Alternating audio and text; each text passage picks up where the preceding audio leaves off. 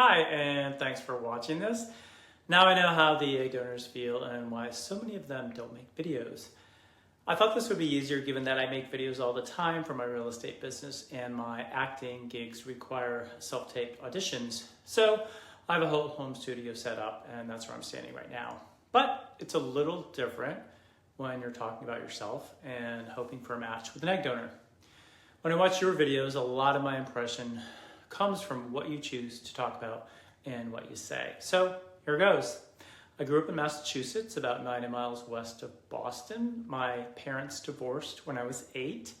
My 3 sisters and I left with my mom, who remarried a few years later. But we got tired of moving every year and ultimately left her to be in a more stable environment with my dad.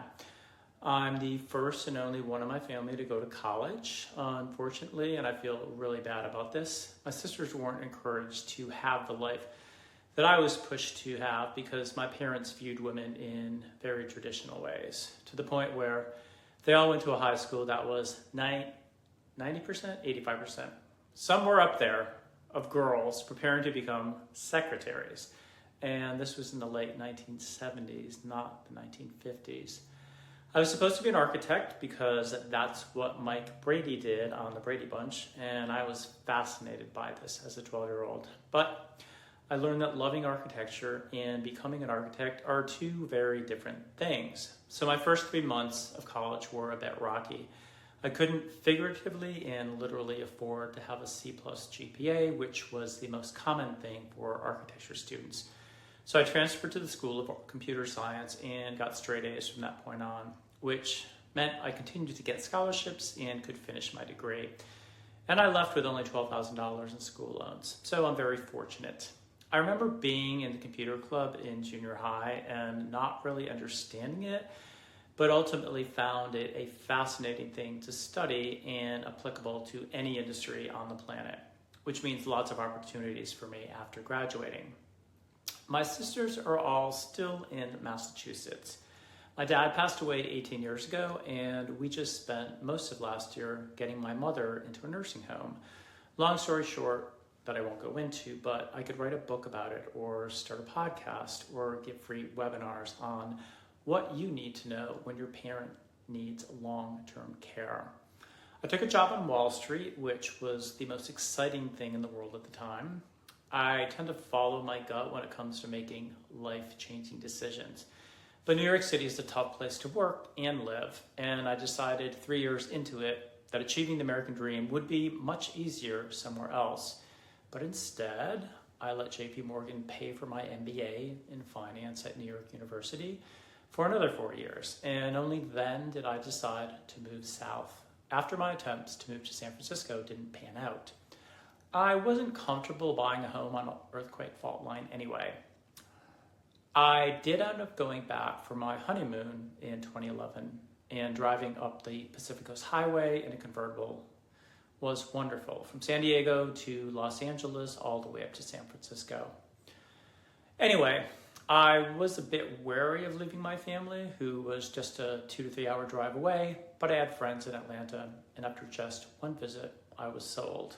It was warm, extremely sunny, the cost of living was lower, the people were friendly, and I got the same salary I had in New York City, which went a lot farther. I really wanted to achieve the American dream and have found that to be much easier in the South. I loved big cities earlier in my life, but now prefer smaller ones like Minneapolis and Atlanta. And I really, really, really love the South. It's made me a much more friendly, outgoing person because it's totally acceptable here to wave to strangers and strike up conversations with them, which I never did in the Northeast.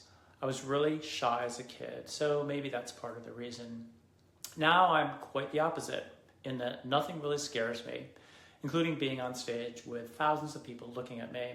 I was in a Target Frugalista fashion show in 2009, and the energy of 5,000 people in the audience was exhilarating. I've had corporate jobs most of my life, doing project, program, and portfolio management for financial institutions, primarily banks. Although I did consulting work for about 7 years as well, but the traveling and living in other cities Monday through Friday got old. I got laid off at one point, and took 3 years off, a taste of retirement in my 40s, which was wonderful. For the first time as an adult, life slowed down so abruptly that I had time to reflect on everything and figure out whether I wanted to continue this lifestyle for another 25 years.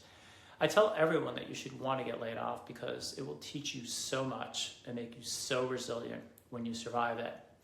And then I moved to Minneapolis to work for Target for 4 years without selling my house in Atlanta. I met my husband there, and we ultimately moved back to Atlanta. We married on Cape Cod in 2010, and that lasted 10 years, but ultimately we were victims of a pandemic separation, which was probably the best thing for both of us.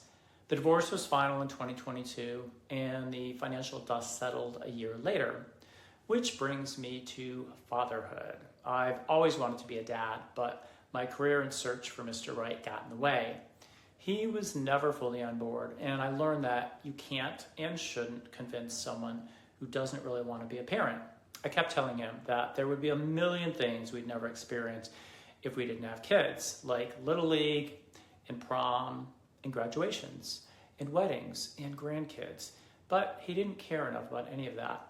Anyway, now that I have the freedom, resources, and time, I'm finally pursuing this lifelong dream. I am without dog right now, but as an adult have had 3 whippets. The first 2 were retired show dogs. If you're not familiar with them, they look like greyhounds, but are smaller. If you see a tiny one, that's an Italian greyhound. Whippets are the medium-sized ones. We did get a puppy whippet in 2018, but he technically belonged to my husband, so he left with him. I miss him dearly, but do get to babysit him a few times a year. I love having a dog, including the unconditional love and responsibility that comes with it. My ex and I are cordial, but don't really hang out as friends. The divorce wasn't as terrible as everyone leads you to believe. It's not necessarily the worst thing in the world that can happen to you, and may actually have a silver lining. But the financial hit I took felt very unwarranted, and he took advantage of the legal position that everything is split 50-50, whether he paid for any of it or not.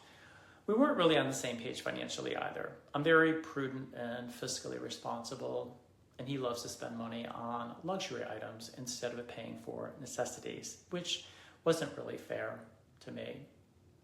So, luckily, we reached an agreement through mediation and didn't drag it into a courtroom to let a judge decide our fates. In fact, you can actually request a jury trial in Georgia, which would have been even riskier because we all know jurors just want to go home and get on with their lives, right?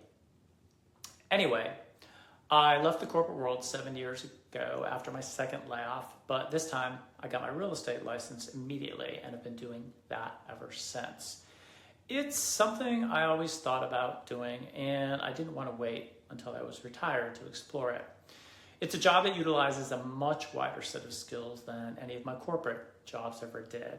I have a lot more control over my time and schedule, and it gets me closer to architecture in the sense that I'm forever looking at different homes. I stage the condos I sell and get to use my good eye for design when preparing homes, related marketing material, and all of my social media. Let me take a breath here. In my free time, I do all kinds of things, although the pandemic has kind of turned me into a homebody who now really appreciates the simpler life of staying in and enjoying time there.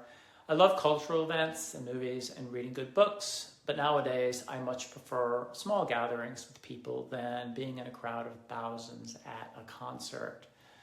I also used to run, made my way up to a 10K, a 10-miler, but once the pandemic hit, I pretty much stopped running. I also love really different and unique things because I'm constantly changing who I am as I experiment with new things that help me see the world differently. The most interesting hobby I have right now is acting because Atlanta has become a new mecca for the entertainment industry. I randomly fell into this in 2019 and have since worked on over 200 projects, mostly background roles in TV and films. But in the last few years, I've landed speaking roles in commercials, independent films, and industrial projects. Excuse me. I remember wanting to be an actor as a little kid, but it's one of those unrealistic, short-lived dreams that never materializes. It's hard work and doesn't pay well, and you really, really, really have to love the craft to devote your life to it. It is very ironic that this opportunity landed in my lap just because I moved to Georgia and the industry moved here as well. My first job was on Ozark, and I honestly felt like I was on a different planet, experiencing a California-driven subculture that I didn't know existed here. I even started a podcast about it called The Background Scoop to help other newcomers learn the ropes. I think it's my calling to help others by educating them through my own life experiences, whether that's about real estate, acting, divorce, or having a child through surrogacy, for example. I haven't started that one yet. I'll figure out some way to help others in that capacity. So that's a little about me. Hopefully this has given you some insight into who I am and why I'm here doing this. And if we're a match, that would be wonderful. And I look forward to going on this journey together. It hit me about a week ago how the co-fertility model is really different for both sides. You have a much more vested interest in the outcome because you plan to start your own family. And I never really thought about it this way, but I'm helping you achieve that goal the same way you're helping me achieve mine. So thank you for being a co-fertility egg donor, and thanks for listening to my story.